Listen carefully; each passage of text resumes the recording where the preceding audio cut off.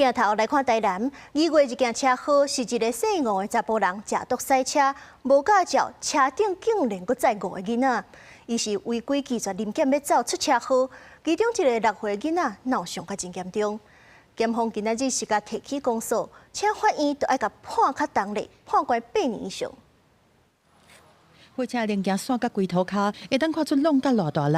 台南一個姓吳的查甫人，佇2月23使用毒品了後，無照駕駛4台貨車載朋友的5個囡仔出門，仲因為違規，互警方查落來，伊毋若拒檢，閣加速浪講，落尾弄着轎車和電火條啊，造成囡仔受傷。被告的尿液檢出安非他命濃度達每毫升8772奈克，甲基安非他命濃度每毫升44924奈克。嚴重的超過行政院公告的毒品濃度值。無照毒駕連累5個囡仔受傷，其中6歲姓吳的查某囡仔腦損傷到重傷害的程度。檢方認定姓吳的查甫人涉犯毒駕、公共危險、第2同重傷害等罪嫌，考慮有真濟擺毒品和毒駕的前科。檢方23將結起訴，而且求重刑。法定刑為3年以上10年以下有期徒刑。